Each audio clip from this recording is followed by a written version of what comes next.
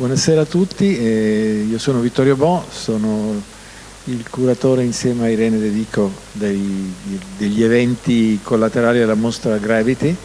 Questo è purtroppo l'ultimo evento, ma non il meno importante, molto molto bello secondo le aspettative, ma soprattutto secondo i nostri ospiti.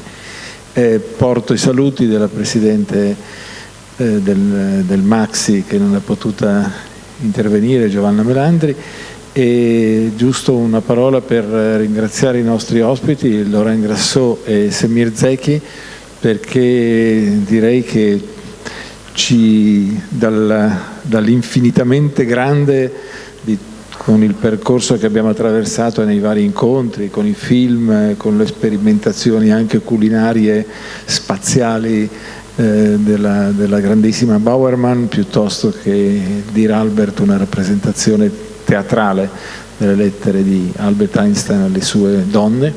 Questa sera finiamo il ciclo nella dimensione più avanzata della ricerca, una delle dimensioni più avanzate della ricerca scientifica, che è il rapporto delle neuroscienze con le arti, o delle neuroscienze che indagano nelle profondità del nostro cervello. I nostri ospiti sono di grandissima importanza. Laurent Grassot è un artista pluripremiato, ha vinto il Marcel Duchamp Prize nel 2008 e molte delle sue opere sono in grandi musei, tra cui il Centre Pompidou di Parigi, musei di Tokyo, di Seul, e nella mostra Gravity ha una bellissima installazione che si chiama Horn. Semir Zeki, oltre che essere un grande amico, è un docente di neurobiologia presso l'University of London, è un neurobiologo e uno studioso della neuroestetica, una disciplina che indaga molto sul rapporto tra il cervello, la visione e la proiezione.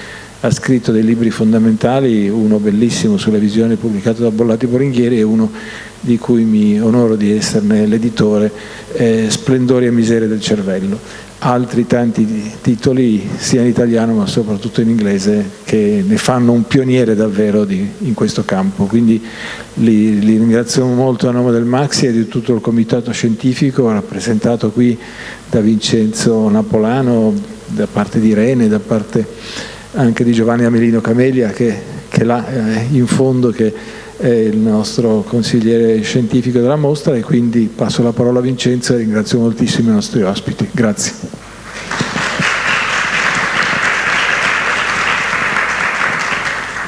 Grazie Vittorio. Questo di oggi, appunto, come diceva Vittorio Bo, è l'ultimo della serie degli incontri che accompagnano la mostra Gravity, Immaginare l'universo dopo Einstein, che è stata prolungata e quindi chiuderà, andrà avanti ancora per una decina di giorni, chiuderà il prossimo 6 maggio nella sua edizione qui a Roma al Maxi, in attesa forse di altre edizioni in giro per l'Europa e per il mondo.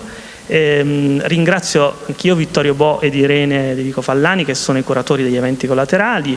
Vittorio ha già presentato i nostri ospiti, che appunto chiudono in maniera, direi, eccezionale questo ciclo di incontri. Laurent Grassot, che è un artista insomma riconosciuto internazionalmente, e Semir Zeki, che è di fatto il padre della neuroestetica, cioè di quella scienza che cerca di trovare i fondamenti scientifici della nostra fruizione e percezione del bello e dell'arte, e forse anche della sua produzione. Ma non mi dilungo oltre e lascio la parola a Laurent Grassot, appunto il cui lavoro spazia tra storia, mitologia, scienza e diciamo eventi al limite tra la scienza e il soprannaturale, e insomma gli lascio raccontarci e darci alcune suggestioni rispetto alle sue opere. Grazie.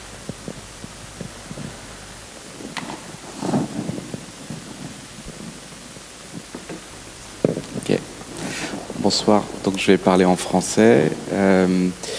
Merci beaucoup pour l'invitation et merci au Maxi pour la fantastique exposition à laquelle j'ai été invité. J'ai choisi quelques œuvres à vous présenter ce soir qui font le lien entre certaines inspirations scientifiques que j'ai pu avoir pour différents projets. Ici, vous voyez, vous l'avez certainement vu dans l'exposition, mais pardon, c'est l'œuvre que je présente dans l'exposition, qui s'appelle donc The Horn Perspective. C'est un ensemble de plusieurs œuvres.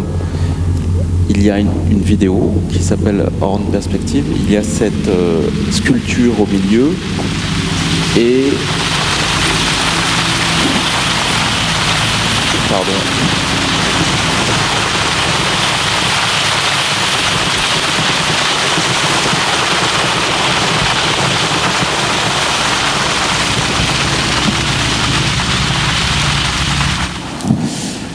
Il y a cette vidéo avec une boucle sans fin. Ce projet a été inspiré par un objet scientifique qui existe et qui s'appelle la Horn Antenna. Dans les années 60, 2 scientifiques ont pu, grâce à cette antenne, mettre en évidence une forme de preuve de la théorie du Big Bang. Ces 2 scientifiques s'appelaient Penzias et Wilson, et ils faisaient des tests de communication pour le laboratoire Bell, et ils ont repéré un bruit, une fréquence qu'ils n'arrivaient pas à identifier. Au début, ils ont cru qu'il s'agissait d'éjection de pigeons, mais en fait, en nettoyant l'antenne et en faisant un petit peu des analyses plus poussées, ils ont compris qu'il s'agissait d'une espèce de ce qu'on appelle le rayonnement cosmique, une fréquence qui serait une rémanence de fréquence qui serait une preuve de cette théorie du Big Bang. Alors, moi, cet objet m'intéressait parce que j'avais été... on travaille aussi entre des inspirations scientifiques, des inspirations sur d'autres sujets, parfois des mythologies contemporaines. Et j'avais été intéressé par l'idée de fossiles sonores, qui était une théorie là complètement un peu fantaisiste d'un scientifique qui s'appelait George Charpak, et qui pensait qu'on pouvait extraire de poteries anciennes du son qui aurait été gravé par inadvertance par le stylet des potiers. Et donc j'avais créé une exposition qui s'appelait Sound Fossil. Et lorsque j'ai eu la connaissance de cet objet, de cette antenne qui s'appelait la Horn Antenna, j'ai fait le lien entre cette mythologie un peu farfelue et cette découverte scientifique qui a fait avoir le prix Nobel à Penzias et Wilson. Donc j'ai décidé de reproduire cette antenne qui était pour moi aussi un objet qui évoquait le voyage dans le temps, qui est un sujet qui m'intéresse beaucoup. Dans l'installation, il y a aussi ces enceintes qui sont des speakers que j'ai dessinés. Ça m'intéresse beaucoup de maîtriser tous les aspects d'une installation, la lumière, la couleur des murs, mais aussi les enceintes que j'aime dessiner moi-même sont des objets qui deviennent des sculptures et qui font à part entière partie de l'installation. Ici, vous voyez une antenne qui a été inspirée par une antenne de Tesla qu'on voit là dans sa version originale et qui faisait aussi originellement partie de mon installation au Centre Pompidou, mais elle n'est pas montrée dans l'exposition au Maxi. Dans l'exposition, il y avait aussi les premières peintures que j'ai réalisées d'une série qui s'appelle Studies into the Past. Cette série, l'ambition de cette série était de créer des objets qui semblaient venir du passé. Et donc, j'ai commencé à utiliser des techniques anciennes pour créer des peintures qui donnaient l'illusion d'objets historiques. Et ça a donné lieu à une série de peintures qui continue depuis 10 ans maintenant. Et les premières ont été faites pour cette installation au Centre Pompidou en 2009. Donc voilà, ce sont plusieurs exemples. J'ai choisi ceux-là parce que, évidemment, ils sont liés au film que l'on voyait dans mon installation, où il y a ces oiseaux qui passent très vite dans la forêt. Ce néon, Memories of the Future, c'est aussi d'autres œuvres qui sont liées à cette question de la temporalité, à cette question du temps qui serait une matière pour les artistes aujourd'hui. C'est un sujet qui a donné lieu d'ailleurs à une exposition dont je ne vous montre pas des images ici, mais qui portait ce titre, Memories of the Future. C'est une exposition que j'ai organisée où je montrais des œuvres d'artistes qui jouent avec le temps et avec l'ambiguïté du temps. Moi, ce qui m'intéresse dans la série de peintures que je vous ai montrées, c'est que lorsque quelqu'un ne connaît pas mon travail, on ne peut pas vraiment dater ces peintures, on ne sait pas vraiment d'où elles viennent. Et ça produit une espèce de flottement où on n'arrive pas à identifier l'objet auquel on est confronté. Voilà, je vous montre quelques autres exemples de ces peintures. Elles sont toujours principalement liées à des films que j'ai pu faire et elles reprennent des motifs que l'on peut trouver dans mes films.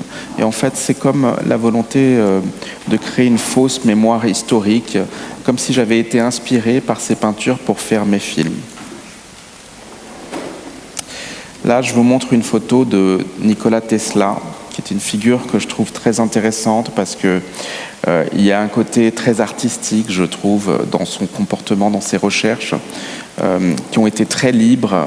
C'est un scientifique qui est à l'origine d'à peu près 900 brevets et qui a vraiment travaillé sur des choses qu'on connaît très bien, comme l'électricité alternative, mais aussi d'autres choses qui ont donné lieu à la télécommande, aux ondes. Et il avait des ambitions qui étaient aussi très utopiques, comme pouvoir créer de l'électricité en libre accès qu'on pourrait envoyer d'un point à un autre. C'est un personnage qui a généré beaucoup de fiction, beaucoup de fantasmes, beaucoup de productions cinématographiques ou littéraires, parce que je pense qu'il y avait un certain mystère et puis une certaine forme de folie dans sa recherche. Là, je vous montre une installation au Palais de Tokyo que j'ai faite il y a maintenant quelques années, qui reproduisait une base située en Alaska. C'est une base militaire qui s'appelle HARP et qui est aussi très mystérieuse parce qu'on ne connaît pas exactement sa réelle utilisation.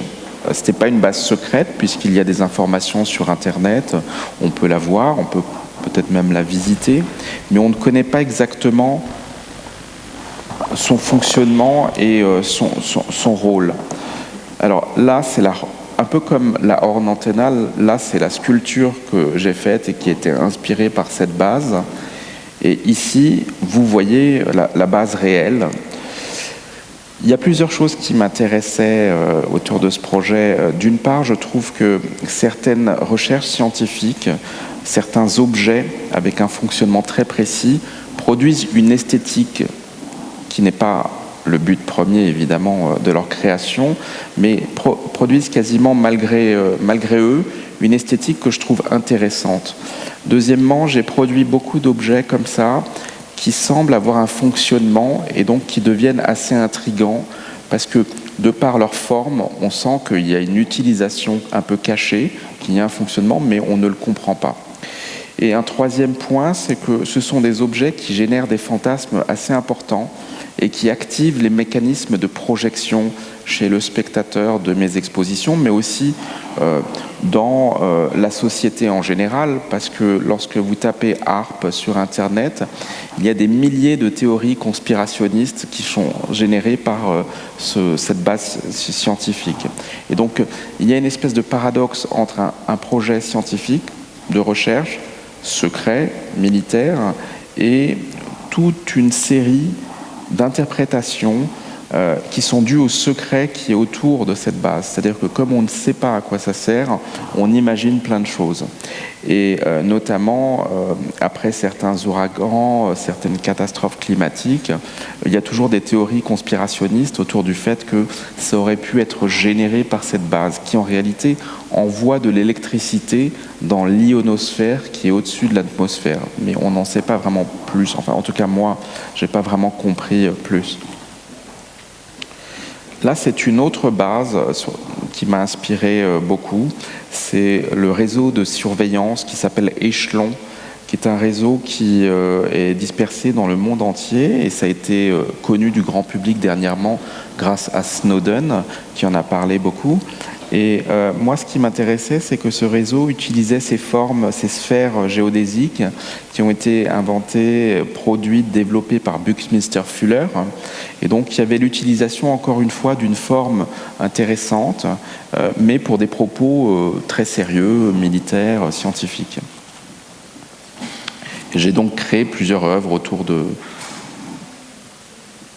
ce projet Échelon. Là, c'est un autre projet que j'aimerais vous montrer qui s'appelle Solar Wind. Alors, je vais vous montrer une petite vidéo très courte qui parle du projet, enfin qui présente le projet.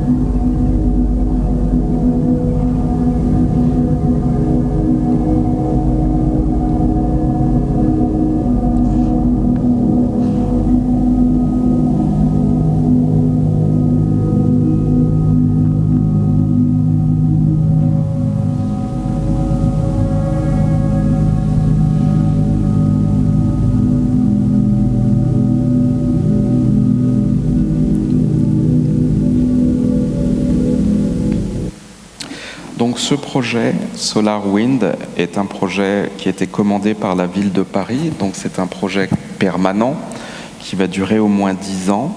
Et l'idée était de parler des vents solaires et des tempêtes solaires, dont c'est un sujet qui revient beaucoup en ce moment. Le soleil peut émettre une sorte de rayonnement et créer des tempêtes magnétiques qui peuvent perturber les installations électriques sur la Terre. En 1989, comme on pouvait le lire dans le petit teaser, il y a eu une tempête qui a provoqué un blackout qui a duré vraiment quelques heures au Canada, par exemple. Et je trouvais cette histoire et cette idée de la météorologie de l'espace très intéressante, parce que ça donne une espèce d'extension un peu poétique à nos, on va dire à nos inquiétudes par rapport à notre propre climat, qui bien sûr sont justifiées, mais je trouvais intéressant le concept de météorologie de l'espace. Donc j'ai fait ce projet avec la collaboration du CNES en France, un centre scientifique qui aussi accompagne parfois des artistes pour certains projets. Et donc, nous avons des données qui nous sont données quotidiennement et qui sont transformées en lumière. Et donc, en fait, c'est situé sur le périphérique de Paris. Donc, il y a des millions de voitures qui passent tous les jours devant. Et ils voient cette installation gage. Mais évidemment, il faut se renseigner un petit peu pour comprendre que, en fait, ce sont des données traitées en temps réel sur l'état du soleil quotidien.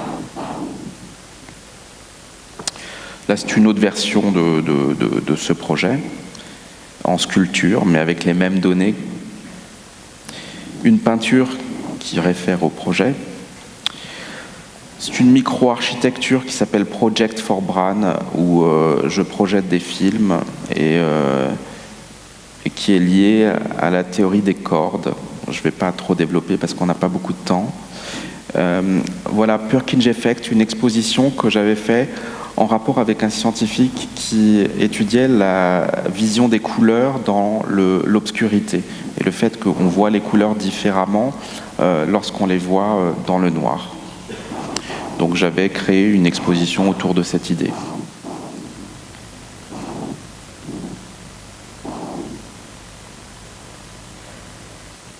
Souvent dans mon travail, il m'arrive de mélanger des œuvres qui sont les miennes avec des œuvres historiques. C'était le cas dans cette exposition. Donc il y avait des œuvres de Picabia, de Man Ray. Là, c'est une vidéo qui s'appelle Vertigo et qui est liée à la vision entoptique.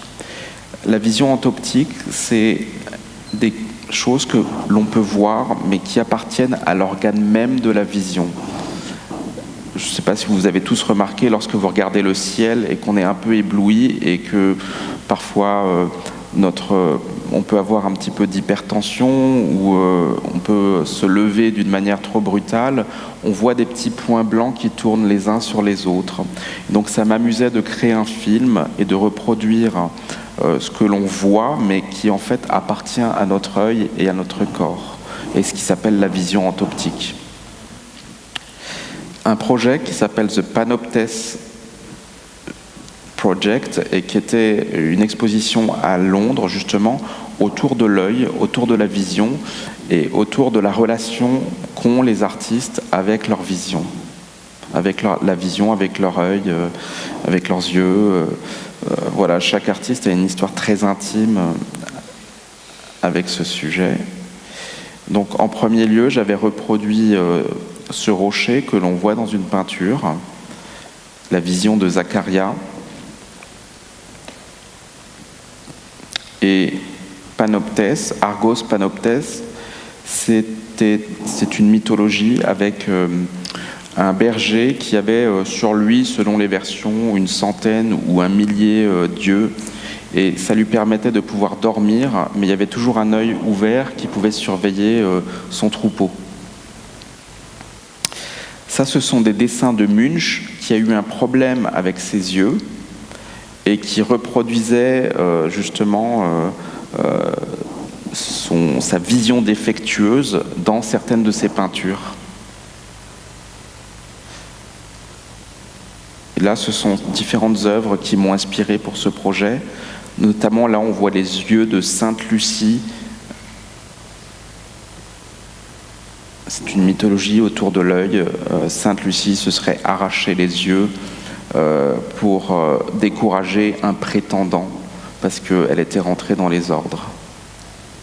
Voilà, je vous montre rapidement quelques images de l'exposition, donc, qui était en octobre à Londres, dans une galerie, où j'ai à nouveau mélangé mon propre travail avec, là on voit un Magritte, voilà, différentes œuvres, et cette fois-ci qui étaient des œuvres surréalistes, notamment.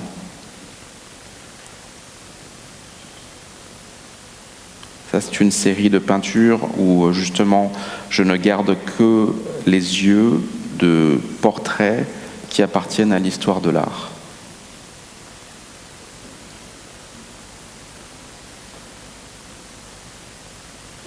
Voilà, il y a différentes œuvres de Brauner, Kupka, Picabia, Odilon Redon.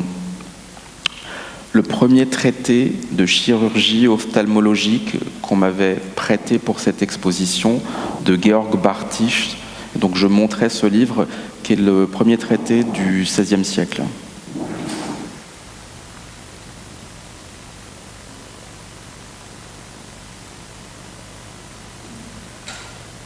Je fais défiler ça rapidement pour vous montrer plusieurs projets. Ça, c'est une vidéo que j'ai faite en 2005. C'était ma un de mes premiers films.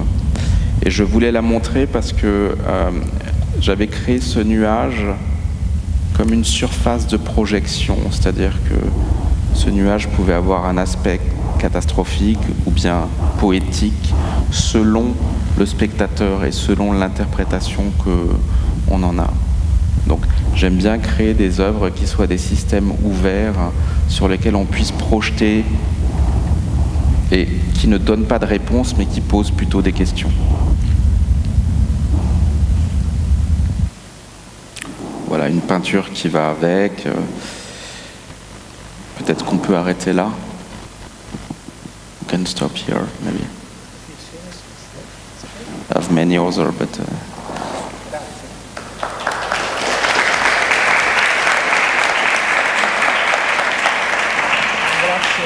Ringrazio molto Laurent per averci appunto fatto entrare dentro molti aspetti della sua opera, e avete visto come intreccia in qualche modo suggestioni scientifiche con suggestioni mitiche, poetiche, veri e propri viaggi nel tempo.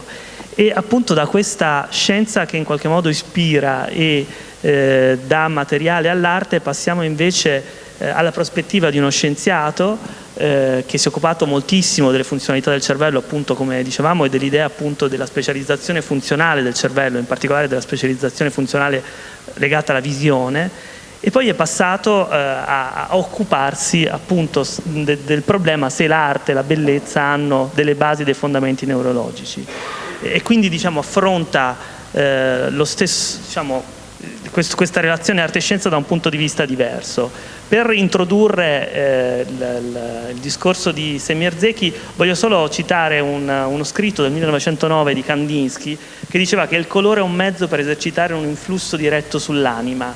Il colore è il tasto, l'occhio è il martelletto, l'anima è un pianoforte con molte corde.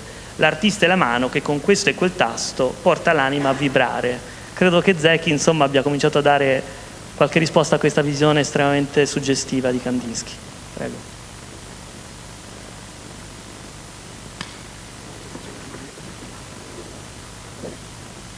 Can you hear me? Sì, sì. Thank you. Well, first of all, thank you very much for having me here. I'm very delighted to meet Monsieur Grasso, and I'm very pleased to have visited your wonderful exhibition. I am going to talk about art and the brain, and first of all, I would like to address the question of what is the function of the brain. Now, the brain has got many functions, hearing and smelling and seeing and thinking and so on. But its primordial function, is one of its most important functions, is the acquisition of knowledge, to acquire knowledge about this world. To acquire knowledge, the brain has got to stabilize the world because the information, the signals reaching the brain from moment to moment are never the same. They're changing all the time. So to acquire a good knowledge of the essence of objects, the brain has got to stabilize the world. And I think I can show you this. The best example that we have of that is in color vision. So if you look at a piece of white paper in tungsten light, or in fluorescent light, or outside on a sunny day or a cloudy day, and you measure the wavelength composition of the light reflected from the paper in these different conditions, you'll find huge variations. But your brain is able to discount these changes and assign a constant color category to that white paper, which is white. So the brain is not a passive spectator of what's happening in the world outside. It's actually transforming that to give you knowledge, which becomes brain knowledge. Therefore, all knowledge, as Immanuel Kant emphasized, all knowledge is subjective knowledge. Now, the way the brain does this is rather complicated, and I don't want to go into it in any detail now, but I tell you that it does it in a particular part of the brain, which is shown here. It's area V4. And if that area is damaged, as happens with a stroke or sometimes in gunshot wounds, the consequence is an incapacity to see the world in color. This is the way that people whose V4 is damaged see the world. So they are not able to really obtain knowledge about this world in terms of its color at all.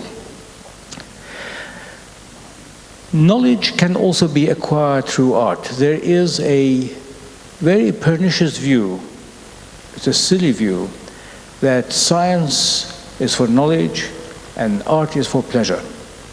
But this is not true. You can acquire a great deal of knowledge through art, and I'm going to describe some of the kinds of knowledge that you can acquire. I have chosen this particular portrait of Juan de Pareja by Velázquez, which was because it was exhibited in Rome for the first time. And when it was exhibited, critics said, all the other paintings in this exhibition are paintings. This alone is the truth. Because in fact, the portrait gives you an idea of a personality. It doesn't matter anymore that it is the mulatto servant of Velázquez. It gives you the personality of somebody who is subservient, but at the same time proud. It is unfortunately, Britain allowed it to be sold to the United States, and it's now at the Metropolitan Museum of Art. Now, here is the iconic figure of the American Depression, Dorothea Langer's iconic figure of a woman who's written on this is a face of despair. It's a beautiful picture, but it instantly gives you knowledge about the state of mind of this person, and it really conveys things which cannot be conveyed in 1,000 volumes. It's very difficult, just like, you know, the Pietà of Michelangelo here in Rome. You cannot describe it. You have to go and see it. And in one, maybe 20 seconds, you get more knowledge about it than by reading 20 volumes without seeing it. And here's another photograph by, I forget his name, of girls in the East End of London having a good time. Again, it conveys, it's an artistic creation, but it gives knowledge, and it stabilizes the world because it's telling you that this kind of demeanor, this kind of behavior, and this kind of expression is it represents truths about the world. And wherever these expressions would occur, you would come to the same conclusion. It is indeed biological knowledge. Now, here is a famous artistic work by Tracey Emin, which was very controversial, which is now at the Tate Gallery. It is called The Bed. And many people dislike it. I think it's very good work of art for this reason, because it is representative of so many bedrooms in London and in Paris and in Rome, of single people who have got worried about themselves, have got half a bottle of whiskey, drunk various glasses, cigarettes on the floor. This is really basically telling you about a certain kind of way of life in big cities in London, in Europe, in the world, and therefore I think it is, again, a projection, a way of stabilizing your knowledge of the world by giving you knowledge, by giving you general knowledge from a particular example. Now, where the brain is not able to stabilize the world at all, it has created a very interesting solution. And this you can find in ambiguous figures. For example, the famous Rubin vase can be a vase, or it can be two faces, but it cannot be two at the same time. It can be one or the other. Look at it, and you'll see the truth of this. You can see it one way or the other, but not in both ways. And even if you try to force the interpretation in one direction only, by doing this, for example, you still can see a vase or a face. This is an extreme forcing of the interpretation. So there is a stability in the instability, because the brain knows that there are different kinds of knowledge. Sometimes they cannot be stabilized, and you cannot and should not be left with one interpretation. For example, if somebody were to smile at me, and I were to interpret this in only one possible way, then I might soon end up in trouble. Now, to take this a step further, what the brain, it is possible, and artists have used this to great effect, of leaving something incomplete, non finito. The 3/5 of the works of Michelangelo are unfinished, and it is not true that he left them unfinished because he had too many commissions. He said in his Rime, he said, I shall leave a work unfinished until I get the divine inspiration from heaven. And his teacher, he said, Michelangelo said, is the Apollo Belvedere, which is in the Sala Belvedere in the Vatican. He said, this is my teacher. The interesting thing about this is that there are many different ways of interpreting it. You can finish it yourself. So the artist can only bring it to a state of completion without having to bother any further. Now, if you take this further, Cézanne. Cézanne was very good at drawing the Montagne Sainte-Victoire, which is outside Aix in France, and he ended up by having it really very, very abstract, but when he took it further, he just left like this La Route Tournante, which belongs to my university actually, of Cézanne. You see, there are lots of spaces which are left unfinished. The point is that this is only one way of finishing it. There are other ways which belong to the mind of the spectator of finishing it. And he took this to further extremes here. For example, it's another Cézanne in which the people thought he was going a bit crazy. In fact, Émile Zola wrote a book called L'Œuvre, in which he criticized, he was wondering whether Cézanne had a disease in the eye. And Cézanne took this personally, but actually what Émile Zola was trying to say, which is true, is that the concepts in the mind of an artist are so rich that he cannot possibly represent them in one or in a series of paintings. And this is exactly what Michelangelo said in one of his last rime or poems. If I can quote it, I'll quote it. The mind cannot rest. No brush, no chisel can satisfy the mind when it contemplates the divine love of him who from the cross outstretched his arms to take us unto himself. So he gave up all art late in life. He was working on the Pietà Rondini at the time. And now you've got another possibility, which is practiced by one of the greatest of all artists, namely leaving a painting completely finished but totally ambiguous. So this is, let's look at this again. This is the music lesson which is in Buckingham Palace. It is quite a magnificent painting. A lot has been written about it, but the central issue in this painting is the entirely ambiguous relationship between this man and this woman. He could be her husband, he could be her brother, he could be her teacher, he could be her boyfriend, they could be talking about separation or reconciliation.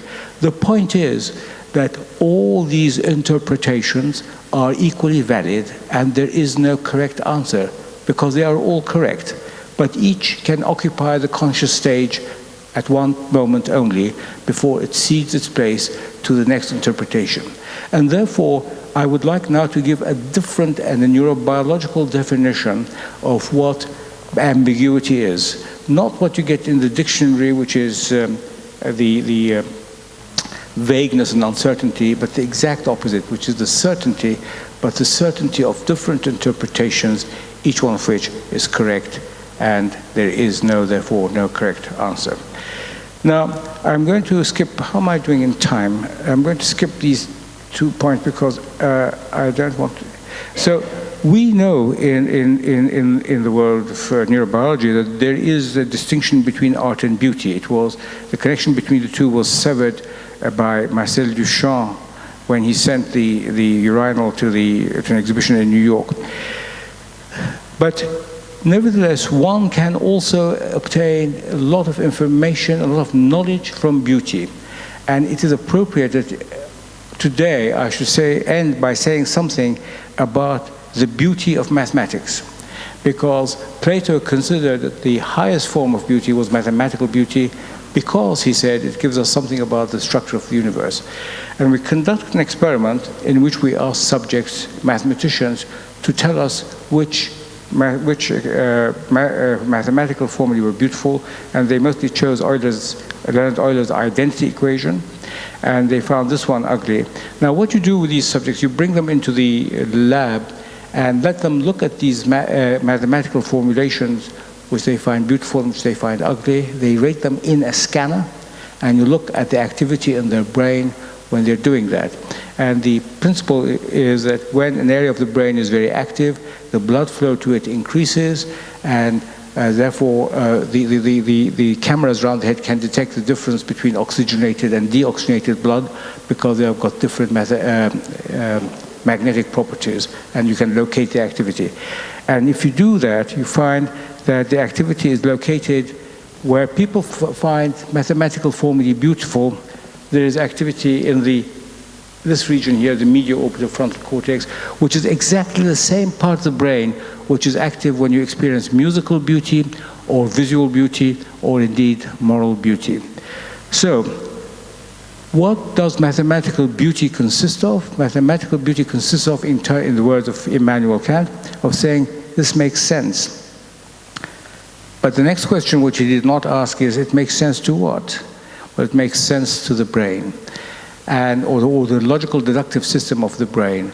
And since the logical deductive system of the brain in a Japanese mathematician or an English or an American or an Italian mathematician, they're all the same, therefore mathematical beauty belongs to the category of biological beauty. And it is mathematical beauty that has led to our understanding of the universe, exactly as Plato said 2,500 years ago. Because as Paul Dirac, the great English physicist, described it, he said that the formulations of Einstein imported beauty into mathematics to an unprecedented extent. Before his time, the guide to the truthfulness of a mathematical equation was its simplicity. But since that time, it must be its beauty. And so you end up with the fact that the truth of a formulation, which tells you about dark matter and dark energy and black holes, all of these things have been worked out by mathematical formulation, which were found to be satisfying and beautiful.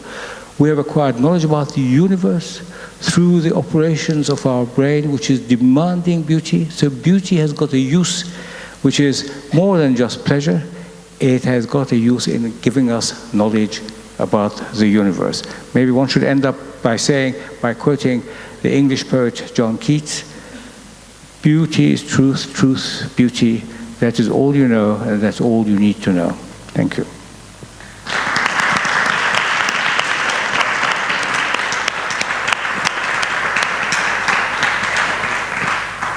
Grazie, molte grazie a Semir Zeki.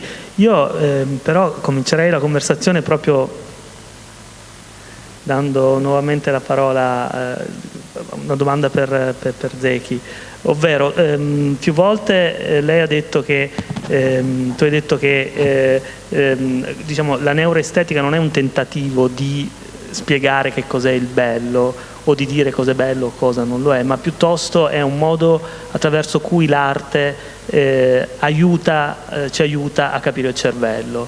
E secondo me questo è un esempio straordinario di una relazione, di una ricerca aperta, quasi direi senza fine, tra l'arte e la scienza, no? Cioè noi continuiamo ad esplorare il cervello e facendo questo usiamo anche, come dire, sempre nuovi tentativi che l'uomo fa di produrre bellezza. Vorrei che ci dicesse qualcosa di più su questo.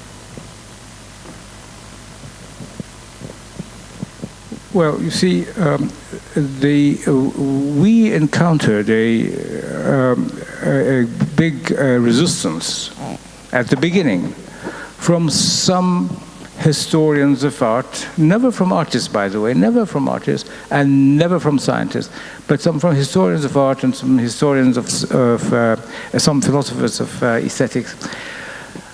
They say, well, you can't explain beauty. But they misunderstood what we're trying to do. We're not trying to explain beauty. We're trying to understand the brain. So we're asking, what are the neural systems that are engaged when somebody experiences beauty? And in framing these questions, our relationship with the humanities was asymmetrical at the beginning. We had a lot more to learn from them than to teach them. But now, neuroaesthetics has matured, and there are interesting things. Who would have guessed 20 years ago that the same part of the brain is active when you experience beauty regardless of its source, even mathematical beauty.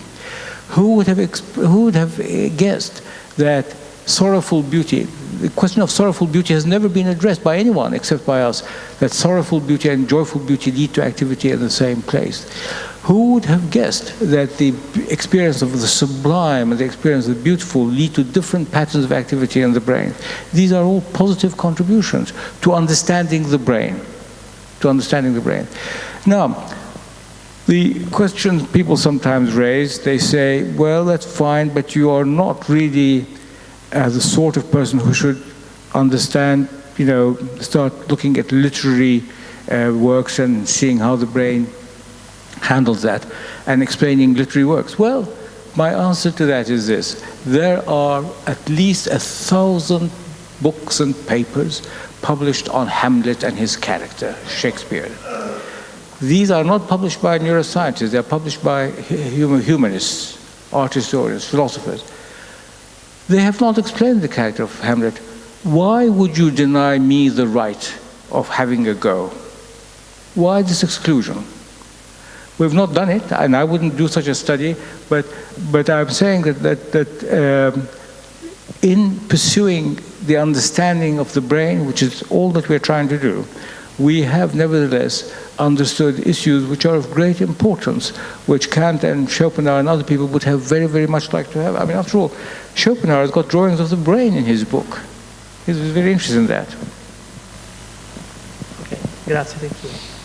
E allora su questo tema invece vorrei coinvolgere Lorraine, nel senso che appunto sarei curioso di sapere qual è la sua sensazione rispetto a questo tentativo, anche direi largamente riuscito su alcune cose delle neuroscienze, di vedere quali sono le basi neurobiologiche di fronte alle opere della nostra percezione della bellezza.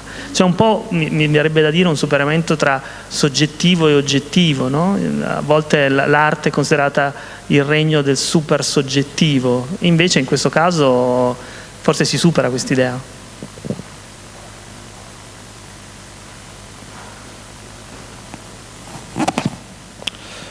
Oui, je parlerai pas nécessairement de beauté, parce que ça c'est un concept déjà, on va dire, très spécifique et très subjectif justement.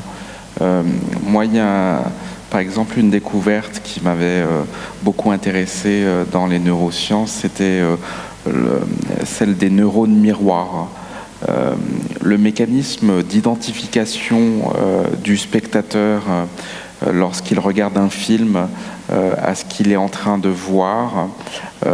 Les neurones miroirs montrent que, en fait, la même zone du cerveau s'active chez le spectateur d'un film lorsque l'acteur est en train de faire un geste. Ce sont les mêmes zones qui vont s'activer chez le spectateur comme s'il était lui-même en train de faire ce geste. En tout cas, moi j'ai un regard très distancié et non scientifique, mais c'est ce que j'avais compris de cette théorie et je trouvais ça très prouvé des mécanismes d'adhésion du spectateur sur lesquels sont basées la construction cinématographique ou artistique. Donc je trouve ça intéressant, déjà la manière dont on peut se projeter dans une œuvre, la manière dont on peut imaginer.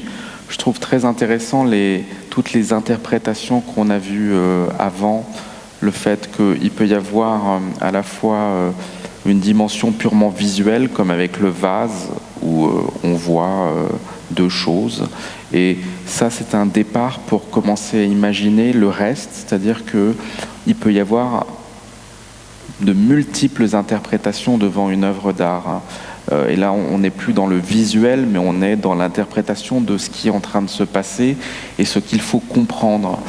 Et en tant qu'artiste, aujourd'hui, je trouve que c'est très rare, ça devient rare. J'aime, moi, les œuvres qui sont des œuvres ouvertes et qui ouvrent à de multiples interprétations, alors que souvent le spectateur ou certains artistes vont produire des œuvres qui n'offrent qu'une explication. Et donc on est dans un message qui devient presque un message publicitaire. Alors ce que je trouve intéressant dans l'art, c'est justement qu'on peut ouvrir au maximum, et l'objet qui moi m'intéresse, c'est un objet complexe, pas compliqué mais complexe, parce qu'il y a plusieurs manières de le comprendre. Sì, su questo I would like to take up two or 3 points there. One is I would be very interested to hear your definition, votre définition de ce qui constitue une grande œuvre d'art. Cela m'intéresserait je vous pose la question d'ailleurs. Dites-moi. Ce qui constitue une très grande œuvre d'art. Ça, c'est très compliqué à donner comme définition, mais en tout cas, moi, ce qui m'intéresse en tant que spectateur, quand je vois une exposition, quand je vois un film ou quand j'écoute une musique, c'est que elles produisent une forme de flottement qui ne soit pas un sens unique, mais que plusieurs zones de mon cerveau s'activent et pas juste une seule, mais qu'il y ait une espèce d'intrigue intellectuelle, cérébrale, sensorielle qui se passe. Moi, je dirais qu'une grande œuvre d'art est une œuvre qui répond à plusieurs concepts dans plusieurs cerveaux sur un très grand espace de temps. Voilà. Donc le Vermeer que je viens de vous montrer, je qualifie comme une très grande œuvre d'art parce que ça répond à plusieurs concepts, pas seulement dans mon cerveau, mais dans le cerveau de plusieurs autres personnes. Bien sûr. Ça change d'un moment à l'autre. Je voudrais, I would like, if I may slip back into English, to take up another point which it seems to me extremely important to understand, this question of subjectivity and objectivity. There is no experience that you have which is not objective. Every single experience that you have is objective. Subjective is a word that we use to dismiss it. Say, oh, well, that's subjective. But in fact, when you are in love, it's objectively in love. You know that you're in love. You may not know that the person loves you in return, but you know that you're in love. When you find something beautiful, it's objective.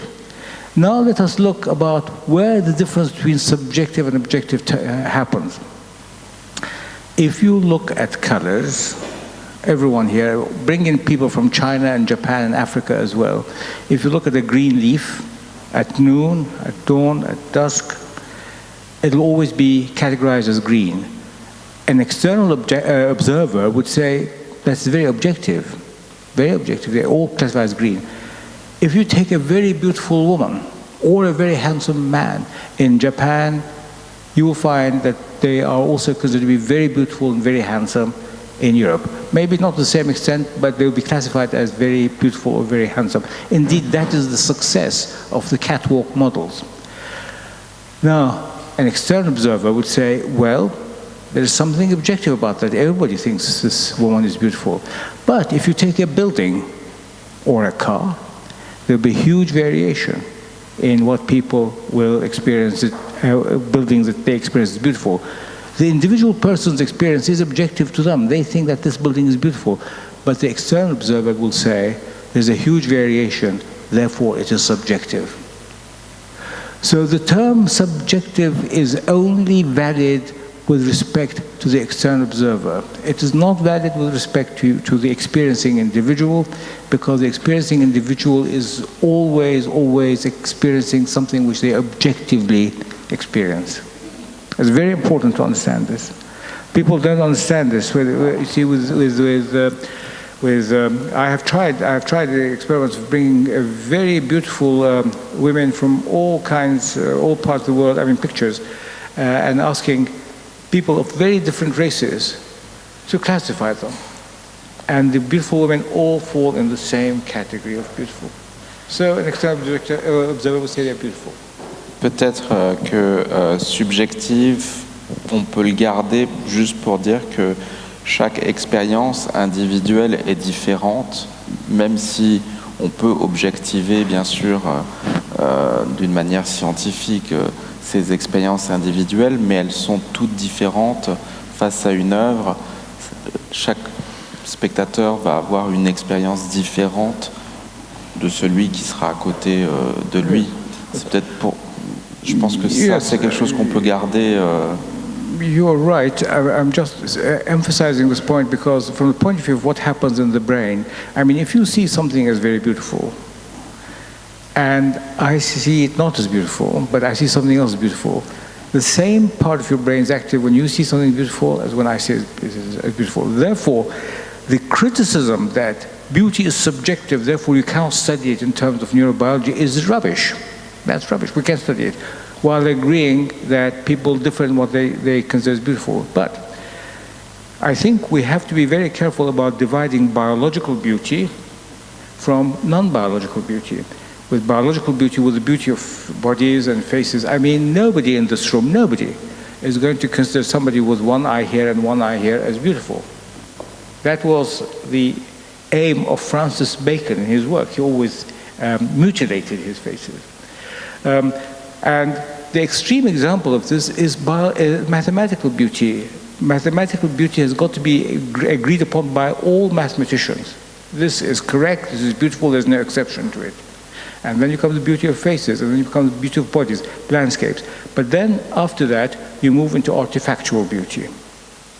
Artifactual beauty is a different category of thing altogether, and people differ greatly on how they classify it. Ecco, su questo forse potrebbe essere interessante perché Semir-Zeki ha analizzato appunto la bellezza, diciamo, quasi in tutta la storia dell'arte. Tu hai preso in considerazione diciamo, opere del Rinascimento, poi opere insomma, dei secoli successivi, fino all'arte contemporanea. Ecco, c'è mi piace introdurre questo elemento, c'è una differenza nel modo in cui noi possiamo studiare la percezione di ciò che è bello nell'arte contemporanea, che chiaramente da molti punti di vista, da Duchamp in poi, diventa anche arte concettuale, cambia molti aspetti, mescola i linguaggi, lo vediamo anche appunto nell'opera di artisti contemporanei come lo stesso Loren Grasso, mescola i linguaggi, ha molti punti di riferimento, ha molti riferimenti diversi e si riferisce a contesti anche complessi. Well, contemporary art is problematic, really. I mean, I think I personally think that Marcel Duchamp was one of the geniuses of art, but he did a terrible, terrible thing to the civilization. He authorized all museum curators to accumulate anything they want and call it art. You see, there is a collection. I walked into the museum in Germany, and it was it was all white, and I asked them what they were going to put in there. They said, there's nothing, this is the exhibit. I don't see this as a great contribution to art. Now, I also walked into this Ludwig Museum, I saw a filing cabinet. Not Bismarck's filing cabinet, not Napoleon's filing cabinet, but a filing cabinet purchased from IKEA. Now, I don't see that there is any great contribution to that. Now, if you take Tracy Emin's bed, I think that's a great work of art, because I think I really obtain knowledge. What knowledge do I gain from an empty white room? Not much. So I look at it from the point of view of the kind of knowledge that the brain gets, because I think a function of art is to obtain knowledge. Also to give pleasure, of course, but knowledge is very important. I would love to hear your views on that. I mean, but by the way, I'm not. There's magnificent contemporary art. Yours amongst them. You can obtain knowledge from your thing by studying it carefully.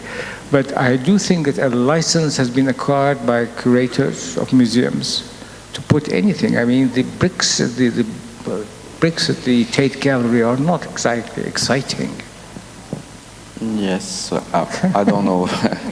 This is c'est plus là une question d'opinion sur ce que devrait être l'art ou est-ce qu'ils chacun a aussi une attente différente et pense à ce qu'il considère que devrait être l'art. Moi, je pense que c'est aux artistes de décider de ce que l'art devrait être et ce qu'ils peuvent en faire. Et donc, c'est leur liberté, justement, qui doit être conservée et favorisée par les curateurs et les musées. Et parfois, ils peuvent décider de ne pas montrer une chose parce que ça ne les intéresse pas. Donc, on est très dépendant des musées, finalement, en tant qu'artiste, parce que effectivement, Duchamp décide une chose et il est suivi, et il est suivi encore aujourd'hui dans sa décision de créer des ready-made. Et c'est vrai que l'œuvre de Tracey Emin, elle est très duchampienne, puisque c'est une installation presque du quotidien qui reproduit le quotidien. Donc moi je pense que ça ouvre une porte. Et après, encore une fois, je crois qu'il y a suffisamment aujourd'hui de musées, il y en a même parfois trop, pour montrer différentes versions de ce que pourrait être l'art. Bon, voilà, après, il y a plein de... There is one point which I agree with what you're saying, but there is one point. The artist decides what he's going to paint. Of course, he's got freedom and was absolute freedom to do that. But ultimately, it is the public that decides whether this will survive. Now, the public will decide this not over 5 years, not over 10 years, because we all know that the Cubist work were laughed at the beginning, but over many, many years. And I personally think that there are lots and lots of works of art which will simply not survive public opinion, because the public opinion is the final arbiter. Yes, of course. Bien sûr, l'histoire de l'art est faite de reconnaissance tardive, d'oubli, même durant la vie d'un artiste, celui-ci peut disparaître très rapidement. Donc évidemment que voilà.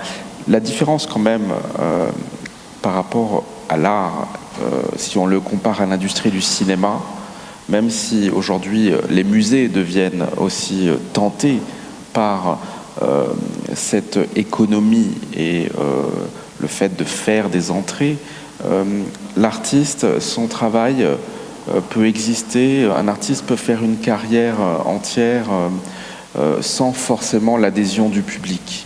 Alors ça peut être problématique et ça peut être vécu comme un dédain, mais c'est aussi une situation très positive parce que comme un scientifique, certains scientifiques ne vont pas être soutenus ou vont pas forcément être aidés, mais sa recherche est assez libre et elle n'a pas besoin de rencontrer l'adhésion d'un grand public pour pouvoir être continue.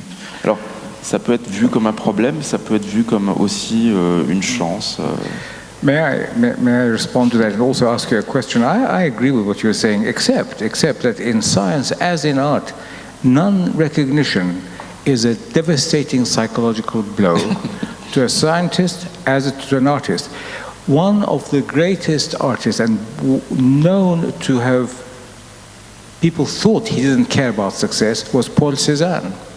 Actually, it's not true. He cared so much about success. The difference between Paul Cézanne and others was that he was not prepared to compromise.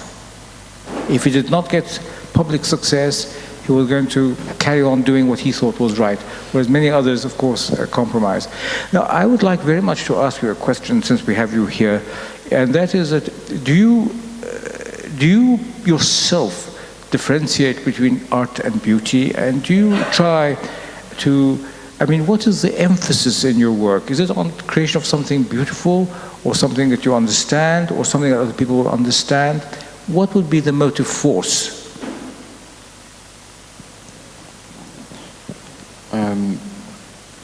En fait, moi, je vois mon travail comme une expérience déjà personnelle, c'est-à-dire que contrairement à certains artistes, et là je ne porte aucun jugement, mais j'aime que chaque œuvre soit différente. C'est-à-dire que je n'essaye pas d'avoir une signature et de reproduire une seule technique avec quelque chose qui soit reconnaissable, mais pour moi, chaque nouvelle exposition est une espèce de petit univers où j'essaye de produire avec différentes techniques, différentes périodes, différents objets. Et mon activité principale est de faire des films qui sont montrés dans des musées. Et chaque film est une nouvelle aventure qui va moi-même me plonger dans des recherches nouvelles. Je travaille un petit peu comme un réalisateur et à chaque fois il y a un nouveau scénario. Alors évidemment ce sont les mêmes questions qui vont me travailler, mais j'essaye que mon travail me permettre de me déplacer à chaque fois sur de nouveaux territoires, avec différents types d'inspiration. Donc je pense que ça, c'est une des motivations principales, c'est-à-dire le travail est un outil pour questionner le monde et se retrouver dans des situations... après, c'est très dur d'avoir un objectif et de dire, voilà, j'ai envie que le spectateur puisse penser ça ou... comprendre ou acquérir cette connaissance dont vous parliez. L'idée, quand même, c'est que, au moins, lorsqu'on voit mon souhait serait que lorsqu'on voit une de mes œuvres, ça provoque un questionnement plutôt qu'une réponse. Je n'essaie pas de proposer des réponses ou des messages, mais plutôt de mettre en place des situations d'ambiguïté, parce que je pense que ces situations d'ambiguïté sont devenues très rares. Des situations où on ne nous dit pas comment penser, mais on nous offre de multiples manières de penser. Donc, si j'ai bien compris ce que vous avez dit ou ce que vous n'avez pas dit, vous n'avez pas prononcé le mot beauté une seule fois. Oui, ça vous est égal. C'est ça? Non, je pose parce que c'est intéressant de savoir. C'est un concept compliqué, la beauté, parce que... Non, par exemple, vous savez, il y a de vos tableaux que j'ai beaucoup admirés, et je me demande quel est les critères qui vous satisfont, parce que pour moi, c'est beau. Oui, mais il y a d'autres aspects aussi. Je ne suis pas contre le fait que vous trouviez ça beau. Non, mais, oui, j'espère.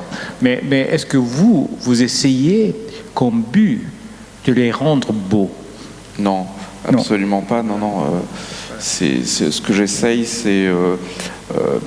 déjà, mon travail emprunte des codes et joue sur une mémoire collective. Donc, par exemple, les tableaux reproduisent la sensation d'un objet qui vient du passé. Donc, bien sûr qu'à la fin, je comprends ce que vous voulez dire, la beauté, c'est une espèce de... Enfin, c'est une vision à chaque fois toujours très personnelle, mais on peut ressentir une forme de plaisir parce que on reconnaît des choses que l'on cherche, mais le but premier n'est pas de faire quelque chose qui visuellement va être plaisant, mais plutôt de construire une situation d'interrogation, comme je disais avant. Bien sûr, la beauté, après, est une conséquence. Comme on peut aimer une formule mathématique et la trouver belle, c'est dans ce sens-là, je suis d'accord. On peut trouver beau un ensemble de signes qui vont produire une impression générale. Mais le but premier n'est pas une beauté immédiate, mais plus quelque chose qui va se révéler progressivement. Et ça, c'est ce dont vous parliez avec cette vision du temps et de l'œuvre qui peut durer et qui peut continuer à être active. Sì, direi che mi sembra, insomma, conoscendo il pensiero di Semir-Zeki, che il modo di interpretare l'arte di Grasso è in grande risonanza con alcune idee. Vuoi fare un piccolo commento? Poi vorrei lasciare la parola. Just a short comment. Yes, there's one thing which I would like to say really on this occasion, partly because I'm so impressed by your exhibition, which everyone should see. So we are talking about art, which is creation, and we're talking about the universe, which is also created. So let us compare two texts about the creation of the universe. Which is correct, which is wrong, I can't tell. One is the biblical one, that in the beginning God created the world and it was all chaos and darkness, and God created order. The physics one, which has got really a biblical dimension, is this: that the whole of the universe, this room, you are everything, the stars, the Milky Way, were contained in a particle which was a millionth of the size of an atom, but of infinite mass, and this exploded and created us all. Now, if you were to read this in the Bible before physics, you would say this is a bit crazy. But this is the reality that the physicists tell us about. So it's a very interesting comparison of creation from physics and mathematics, which leads to a conclusion which is really biblical in dimensions. Ok, grazie. Va bene, io chiederei al pubblico se ci sono domande. Prego.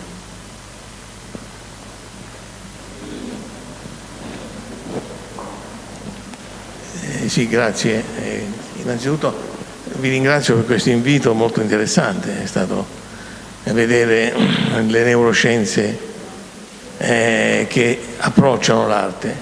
Però c'è un fatto fondamentale proprio delle neuroscienze, e cioè ricordiamoci dei nostri 5 milioni di esperienza prima di arrivare all'Homo sapiens, per cui le strutture della neuroscienza, cioè del cervello, in realtà sono strutture ben definite. Quindi è un palliativo dire la bellezza è soggettiva, oggettiva. No, in realtà tu sei già condizionato. L'uomo, per fare l'esempio classico, circa 3.000 anni fa l'uomo era attratto da donne con seni enormi. Adesso magari questi seni non sono più, però voglio dire, è stata una evoluzione dell'uomo, cioè il cervello si è evoluto seguendo determinate prospettive. Quindi Bibbia, non Bibbia, scienziato, non scienziato, esiste una struttura del cervello ben definita, con dei programmi ben definiti che permettono di capire la sezione aurea, fantastica. Quindi, cioè, il tempio greco ha un riferimento matematico ben preciso, perché però è un riferimento che è insito nella nostra mentalità. Cioè il fatto stesso che la donna e l'uomo siano combinati in un certo modo, in realtà è frutto dell'evoluzione. Per cui non parlerei di soggettività, oggettività. Esiste un cervello fatto in un certo modo, fantastico il lavoro dei neuroscienziati che ci dicono quali sono le diverse parti del cervello che funzionano quando uno vede una bella ragazza. È chiaro, la ringrazio. Grazie. Se mi vuole... Yeah, we are in agreement. We are in agreement. But we are in agreement. We are in agreement. But on the question of the curvaceous women and the things change, what you have to understand, or what I have to understand, is that the proportions and the symmetries and the relationships are always maintained. For example, it is not as if when women developed, they suddenly started having a single breast. No, they're having two breasts. We still admire curvaceousness because curvaceousness implies fertility. All right? And it turns out that when men choose women, they don't really choose them for beauty only. They choose them because they think they might be fertile, good mothers. Equally, when women look at men, they say, well, he will be a good provider, so rosy cheeks are important. That thing has not changed. But now, going back 5 million years, there were no cars, there were no planes. And so the variation there is much greater. I'm in agreement with you. Qualche altra domanda? Giovanni Amelino Camelia.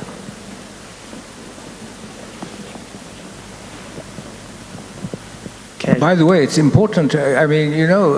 In ogni modo è importante. Francis Bacon, Francis Bacon, che è stato uno dei più grandi pittori dell'ultimo secolo, dello scorso secolo, ha detto: io voglio dare uno shock visivo, questo è il mio scopo.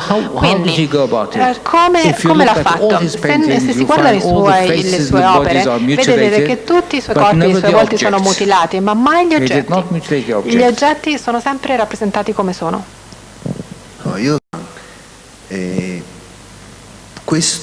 La scoperta che è stata fatta con Horn è una scoperta accidentale, una grandissima scoperta, ma non era nelle intenzioni dei due ricercatori trovare la radiazione di fondo cosmico. È stata un caso fortunato della scienza molto famoso, a cui sono molto legati le persone di scienza.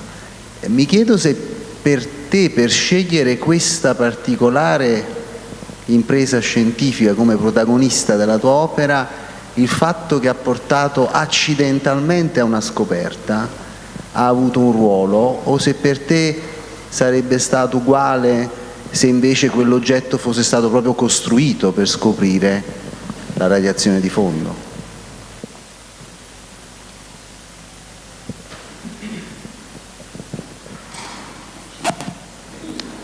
Merci pour la question. Oui, c'est un point très intéressant parce que il se passe un petit peu la même chose pour mes œuvres, c'est-à-dire que je trouve cette déconnexion entre une forme qui est très étrange et qui pose question parce qu'elle n'est pas usuelle pour nous, c'est-à-dire que quand vous voyez cette antenne dans l'espace, dans l'exposition, c'est un objet pour moi intéressant parce qu'il pose immédiatement question, parce que on sent bien qu'il y a un fonctionnement caché, il y a quelque chose, enfin pas caché, mais il y a quelque chose à comprendre dans la structure de cet objet. Et j'aime beaucoup ce genre d'objet, ce genre de situation aussi. Et du coup, je pense que oui, quelque part, je me suis un petit peu identifié à cette découverte hasardeuse parce que une chose a l'air d'être là, mais en fait, elle permet autre chose. Et ces situations sont intellectuellement très intéressantes. Et il y a plusieurs fois où j'ai pu voilà, me retrouver dans la position d'être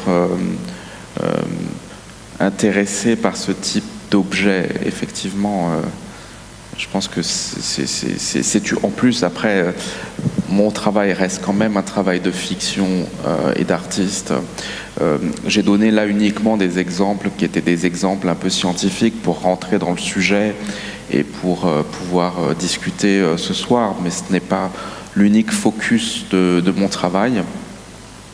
Mais en tout cas, dans ce qui concerne la science, c'est la part un peu fictionnelle qui m'intéresse, c'est-à-dire que c'est entre guillemets, une belle histoire que celle de ces deux scientifiques, parce que ils viennent pour une chose, et c'est très structuré, c'est des recherches sur la communication, et ils se retrouvent avec un prix Nobel.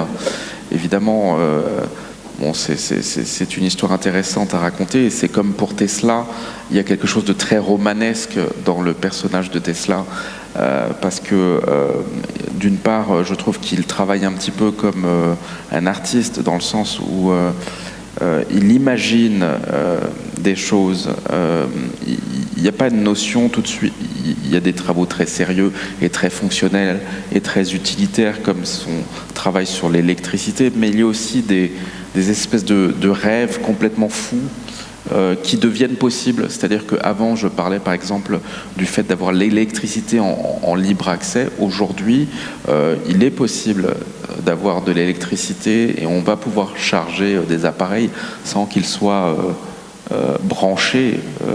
Et donc, ces rêves sont très inspirants, en tout cas pour un artiste. Il y a une identification à cette partie-là de la science que je trouve très poétique. Grazie Lorenzo. Qualche altra domanda? C'è un'altra domanda lì? Poi direi chiudiamo. Una domanda al professor Zecchi. Professore, le sue considerazioni che lei ha fatto sulla bellezza, sull'estetica, sono bellissime, condivisibili, però io non riesco ancora a capire come queste considerazioni le possano venire fuori dal fatto che lei studia quali sono le aree del cervello che vengono attivate su certe impressioni. Cioè, voglio dire, se invece di essere attivata una zona A fosse stata attivata una zona B, lei avrebbe cambiato il suo modo di giudicare l'arte, la bellezza. È come se io dovessi capire come funziona un computer, vado a vedere le aree dell'hard disk che vengono attivate se la telecamera prende certe immagini e capisco che in quell'hard disk si è attivata una zona, ma questo mica mi spiega come fa il computer a funzionare. Grazie.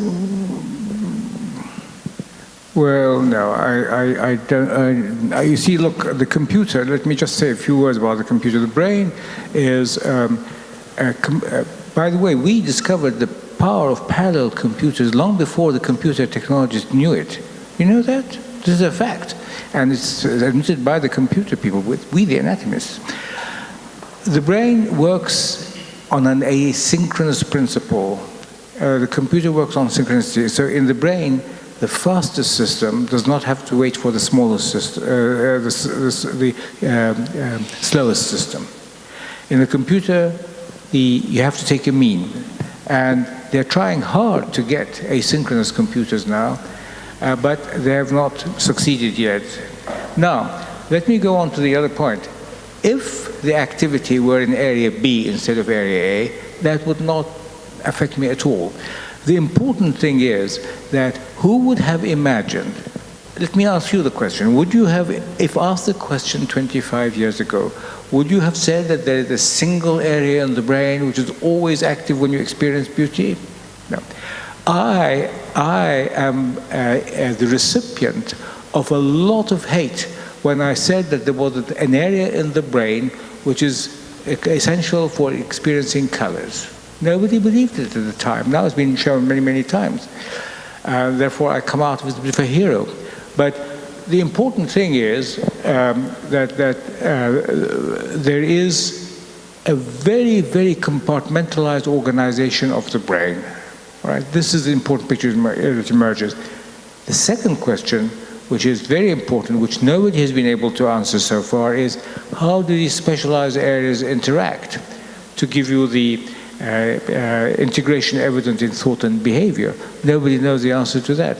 So if you were to ask me, what is the big triumph of neurobiology since 1876 when it first started, I would say it's the ability to show that there are specific areas of the brain, of specific structure, which undertake specific tasks. That is without doubt.